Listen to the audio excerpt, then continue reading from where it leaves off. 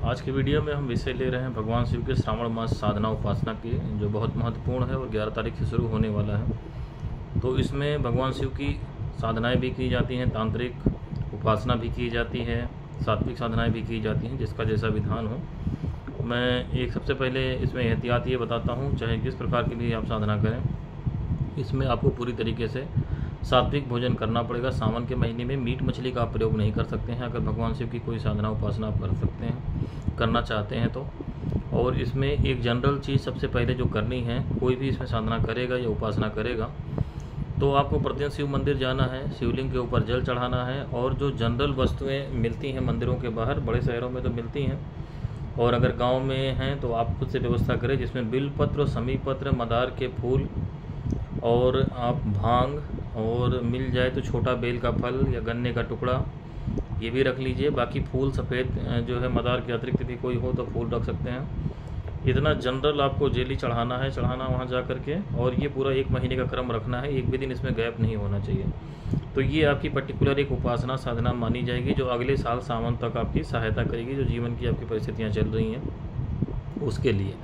तो एक जनरल बात ये हो गई, पहला चरण ये है। दूसरी बात ये है, अब वस्तु विशेष इसमें चढ़ा सकते हैं। जो लोग शत्रु से परेशान हैं, वो शुद्ध सरसों का तेल जो चक्की से ख़रीदा गया हो, जहाँ सरसों का तेल निकाला जाता हो, अगर वो मिल जाए तो वो चढ़ाएं, या किसी बड़ी कंपनी का जो आपको विश्वसनीयता हो कि शुद्ध सरसों है, उसमें राइस ब्रान वगैरह नहीं मिला है, तो वो उनको चढ़ाइए भगवान शिव को। थोड़ा सा सरसों का तेल मंदिर में जा कर के शिवलिंग के ऊपर, और उसके बाद थोड़ी देर वहाँ रुक करके 1-2 मिनट का फिर जो है सामान्य जल उस पर चढ़ा देना चाहिए, वही छोड़ के न भागाएं।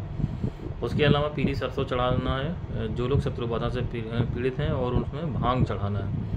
जो लोग शनि के जो है कष्ट से पीड़ित हैं या दाम्पत्य जीवन की समस्या चल रही है, वो उसी जल में काले तिल मिला लें, वो चढ़ाएं। और जिनकी दाम्पत्य जीवन की समस्या चल रही है, मतलब तलाक होने जैसा नहीं है लेकिन अनबन है, पति पत्नी में दाम्पत्य जीवन है लेकिन अनबन है, तो वो पंचामृत से अभिषेक करें और इत्र का प्रयोग करें। जो 10 रुपये 20 रुपये की शीशी इत्र की आती है, वो भगवान शिव को अतिरिक्त थोड़ा सा रोज़ जा करके उसमें चढ़ा दें।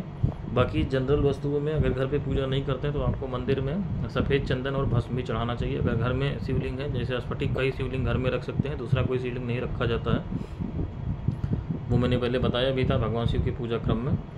तो उसी पे आप फिर ये वस्तुएं चढ़ाएंगे जो भगवान शिव का है, भस्म, चंदन और ये सारी चीज़ें। मिश्री चढ़ा सकते हैं पति पत्नी में प्रेम बढ़ाने के लिए, उसमें जो जाने वाली चीज़ें हैं जो मंदिर में जा कर के चढ़ा रहे हैं। तो ये जनरल चीज़ें हुई चढ़ाने के लिए, और ये जनरल एक क्रम हुआ। अब इसके बाद आता है पढ़ने पढ़ाने का। तो उसमें क्या है कि समस्या के हिसाब से, जैसे आपके जीवन में दरिद्रता नहीं ख़त्म हो रही है, पैसे की समस्या नहीं ख़त्म हो रही है, तो आप जो है पूरे सावन के महीने में दारिद्र दहन स्तोत्र है भगवान शिव का, उसके 1100 पाठ कर डालिए। उसके बाद फिर उसको जीवन के क्रम में प्रतिदिन 1 पाठ, या बहुत ज़्यादा दरिद्रता है तो 11 पाठ वैसे करें जब तक आपकी दरिद्रता पूरी तरीके से दूर ना हो जाए। ये पूरे साल भर का क्रम रखें। फिर उसमें सावन के बाद खाने पीने का परहेज नहीं है। पहले दिन से लेकर रक्षाबंधन के दिन तक पूरा सावन का अनुष्ठान आपको करना पड़ेगा। रक्षाबंधन वाले दिन भी आपको पूरा सावन का जो उपाय मैंने बताया वो करेंगे। तंत्र मंत्र से बहुत ज़्यादा परेशान है तो ये जो चढ़ाने के वस्तु हैं, उसके अलावा पढ़ाई में आपको रुद्राष्टकम जो है भगवान शिव का, मंदिर में जा कर के अगर संभव हो तो कम से कम 1 बार, और घर पे आकर के 10 बार पढ़ें, या पूरा संभव हो तो मंदिर में ही 11 बार रुद्राष्टकम आप पढ़िए पूरा सावन भर। इसी उद्देश्य से कि तंत्र मंत्र के जो भी खुराफात चल रहे हैं हमारे घर के ऊपर, उससे परिवार की रक्षा। उसके जो लोग बीमार चल रहे हैं, कुछ ना कुछ उनका रोग से पीछा नहीं छूट रहा, दवाई से पीछा नहीं छूट रहा है, वो जो है इसमें भगवान शिव के महामृत्युंजय स्तोत्र है, उसको 1100 पाठ करके सावन में सिद्ध कर लें। उसके बाद प्रतिदिन 1 पाठ करते रहेंगे तो उनकी ये समस्या पूरी तरीके से दूर हो जाएगी, और रोग वाली भी हमेशा के लिए, तो उससे जो है उनको मुक्ति मिल जाएगी। इसी प्रकार से जो लोग भय रहता है, जिनको डर लगा करता है, तो भगवान शिव का तांडव स्तोत्र है, उसको भी पढ़ सकते हैं। इसमें प्रतिदिन 11 बार पढ़ें सावन के महीने में पूरा सावन भर, तो इससे आपको बहुत सहायता मिलेगी।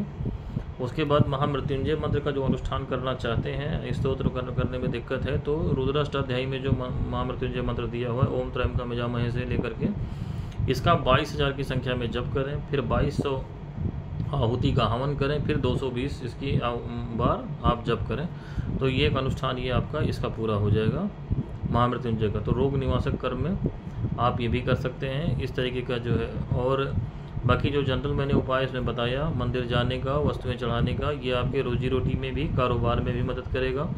और हर प्रकार की समस्या जो आपके जीवन में है उसमें सहायता करेगा। बाकी उन भगवान शिव के और स्तोत्र जो लोग संस्कृत का अच्छा ज्ञान रखते हैं उनको रुद्राष्टाध्यायी पूरा सावन में पूरा महीना पढ़ना चाहिए। रुद्राष्टाध्यायी के 8 अध्याय हैं, जो सामान्य संस्कृत में लिखी हुई आपको रुद्राष्टाध्यायी मिल जाए तो आप ले लीजिए। उसके अलावा जो है भगवान शिव के 108 नाम हैं जो लोग पढ़ सकते हैं। अष्टोत्तर इनका स्तोत्र जो है अष्टोत्तर सत्व वाला, तो इसको जो है कम से कम एक बार तो डेली पढ़ें, और जो इसको सिद्ध करना चाहते हैं वो 1100 पाठ करके इसको कर सकते हैं। इसी प्रकार से भगवान महाकाल का स्तोत्र है, महाकाल स्तोत्र, जो तंत्र मंत्र और खुराफात से बहुत ज़्यादा परेशान है वो इसको 1100 पाठ करके सावन में सिद्ध करें। उसके बाद फिर तंत्र विद्या की जो काट के नियत से फिर उसका प्रयोग जो है कर सकते हैं। प्रतिदिन 11 बार पढ़ें और एक नींबू की बलि डेली चढ़ावें 40 दिन तक कम से कम इसको पढ़ना होता है। तो आपके ऊपर जो तंत्र विद्या है वो काटने में आपको सहायता मिलेगी। पूरा अगर 40 दिन में नहीं कटता है तो आगे इसको जारी रख सकते हैं, लेकिन पहले इसकी सिद्धि आवश्यक है। उसके बाद है आपका जो सुरक्षा के लिए चाहते हैं तो भगवान महाकाल का महाकाल कवच है, या भगवान शिव का शिव अमोघ कवच है। महाकाल कवच जो कि छोटा है, जल्दी सिद्ध कर सकते हैं इसको, इसके भी 1100 पाठ करें। उसके बाद प्रतिदिन एक पाठ इससे करते रहेंगे तो हर प्रकार के भूत प्रेत तंत्र मंत्र सारे खुराफात से आपकी सुरक्षा होती रहेगी। इस क्रम में इसका प्रयोग करा जा सकता है। उसके बाद भगवान शिव का पंचाक्षरी जो मंत्र है उसको तो आप जप ही सकते हैं। जिस गुरु परंपरा में आपको जो मंत्र मिला हुआ है, महाकाल भगवान का मंत्रों की भी सिद्धि इसमें होती है। इसके अलावा भगवान शिव के अन्य भी स्तोत्र हैं, उमा महेश्वरी स्तोत्र है, निर्माण षटकम है, ये सब जनरल उनकी प्रसन्नता के लिए आप पढ़ सकते हैं। तो उसकी कोई मतलब कामना विशेष की बात नहीं है, जितना उनके प्रसन्नता के लिए कर सकते हैं करें। बस भोजन सात्विक रखें, मंदिर डेली जाना है ये ध्यान रखें, और कम से कम 10 रुपया आपको डेली मंदिर में चढ़ाना है। गरीब से गरीब आदमी हो 10 रुपया अगर आपकी सामर्थ्य है तो 10 से मतलब एक सिक्का 1 रुपया यानी 11 रुपये आप रखो, नहीं भी एक का सिक्का है तो 2 का, तो ये डेली आपको चढ़ाना है। पूरा ये 30 दिन का क्रम रहेगा, खाली हाथ वहाँ से ना लौटें। तो इस तरीके से प्रयोग करने में आपके जीवन में घर परिवार में चाहे जितना उपद्रव चल रहा हो, खाली शिव मंदिर जाने से, जल और जो वस्तुएं मैंने कही वो वस्तुएं चढ़ाने से 1 महीने तक, और सिर्फ 11 रुपये उनके भगवान शिव को आप समर्पित कर दें। वहाँ अगर दान पात्र बना हुआ तो शिवलिंग में स्पर्श करा के उसमें डाल दें, दान पात्र नहीं तो शिवलिंग पर स्पर्श करा के कहीं किनारे रख दें। कोई ना कोई उसको जो है अपना, वहाँ से ब्राह्मण आएंगे तो अपने हिसाब से लेते जाएंगे। उसमें कोशिश ये करें, जो लोग आर्थिक रूप से बहुत ज़्यादा परेशान है वो गन्ने का रस लेकर के जाएं, साथ में एक डिब्बी में गन्ने का रस लेते जाएं। आप फ्रिज में रख सकते हैं, कोई रोज़ ज़रूरी नहीं कि 10-20 रुपये का गन्ने का रस खरीदें, और उसमें शिवलिंग पे गन्ने का रस भी आप चढ़ा सकते हैं। तो आर्थिक समस्या पूरा ये सावन भर करें तो इससे बहुत जल्दी आपको राहत मिलेगी। जैसे मैंने सरसों के तेल का प्रयोग बताया था, उसी तरीके से आप गन्ने का रस का प्रयोग उसमें कर सकते हैं। तो कामना विशेष से बहुत सारी वस्तुएं हैं जो उनको चढ़ाई जा सकती हैं जा करके, लेकिन एक जो जनरल बात है जो मैंने आपको बताया, फलों का रस है, फलों के रस से भी अभिषेक कर सकते हैं, तो अभिषेक वाली वस्तुएं हैं। उसके अलावा जो है जो लोग समर्थ हैं उनको रुद्राभिषेक करना चाहिए। 2 विधान है उसके। रुद्राभिषेक अगर आप मंदिर में कर रहे हैं तो कोई दिक्कत नहीं, नमक चमक के चक्कर में नहीं पड़ना चाहिए। आम आदमी को नमक चमक का ज्ञान नहीं होता है और वो ब्राह्मणों से भी गलती हो जाती है, इसलिए सामान्य रुद्राभिषेक जो है 5 लीटर मान लीजिए आपने दूध लिया तो उसमें जल मिला लीजिए, दूध को छान लीजिए और मंदिर में इसका रुद्राभिषेक कराइए। रुद्राष्टाध्यायी 1 बार पढ़ा जाए 1 आवृत्ति से, ये रुद्राभिषेक हुआ, ये मंदिर में करने का हुआ। अगर घर में रुद्राभिषेक करना है तो आपको पार्थिव शिवलिंग बना करके रुद्राभिषेक करना चाहिए, किसी और शिवलिंग पे रुद्राभिषेक नहीं करना चाहिए, नहीं तो उसके दुष्परिणाम हो जाएंगे।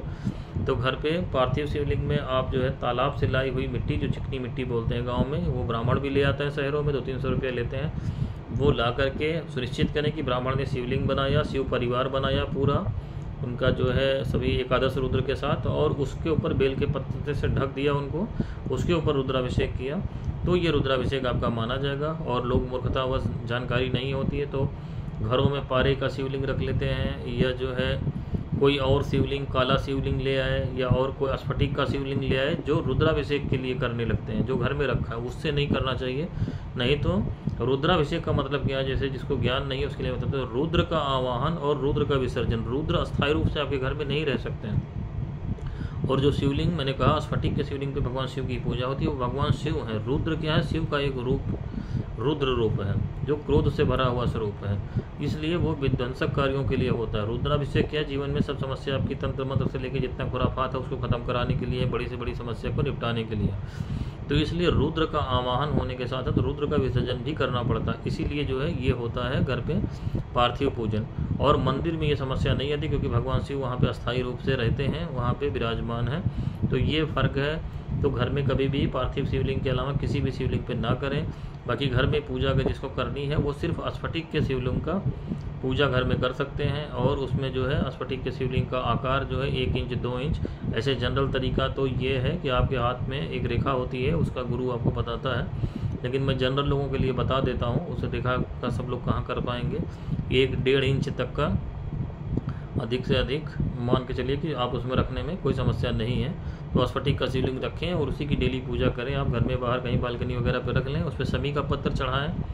एक समी का पत्र 108 बेलपत्र के बराबर होता है। उसके अलावा गंध पुष्प धूप दीप नैवेद्य ये पंचोपचार पूजा करें। सामान्य भगवान शिव का पूजन इसी प्रकार से किया जाता है। घर में गलती से भी काला शिवलिंग, पारद का शिवलिंग और दुनिया भर के खुराफात जो है बाण लिंग और ये सब वो सब दुनिया भर के ये सब नहीं रखें। ये विशेष प्रकार के शिवलिंग हैं, इनकी प्राण प्रतिष्ठा करके विशेष प्रकार से इनको स्थापित किया जाता है, तभी ये परिणाम देते हैं, नहीं तो इनका दुष्परिणाम हो जाएगा। काला शिवलिंग कतई घर में नहीं रखें क्योंकि भगवान शिव के विश्व को धारण करने वाला स्वरूप है। वो जिस घर में उसकी पूजा होगी वो घर बर्बाद हो जाएगा, उल्टा आबाद होने के बजाय।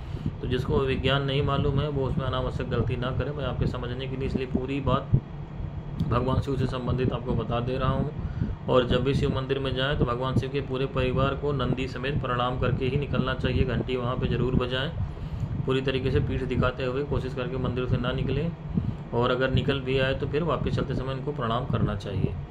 जिस रास्ते से आप शिवलिंग के तरफ जाएं, कोशिश करके अगर 2 रास्ते हों तो लौटते समय दूसरे रास्ते से लौटना चाहिए, ठीक उसी रास्ते से नहीं लौटना चाहिए। मजबूरी हो तो उसकी कोई बात नहीं। बाकी भगवान शिव के मंदिर में कोई भंडारा वगैरह हो तो उसमें सहयोग जरूर से करना चाहिए। अगर आप भंडारे का प्रसाद भी खाने जा रहे हैं, मान लीजिए आपने 2 पूड़ी भी खाई, तो आपको अपनी सामर्थ्य के अनुसार 2 पूड़ी बाज़ार में जितने की मिलती है उतना पैसा वहाँ चढ़ाना चाहिए। ऐसे नहीं प्रसाद लेके खाली चले आना चाहिए। तो ये जनरल जो जानकारी है भगवान शिव से संबंधित मैंने आपको बताई। और किसी को विशेष कुछ पूछना हो तो आप हमें व्हाट्सअप नंबर दिया हुआ है हमारा डिस्क्रिप्शन में, या जो है कमेंट सेक्शन में जाके पूछ सकते हैं। हरि ओम।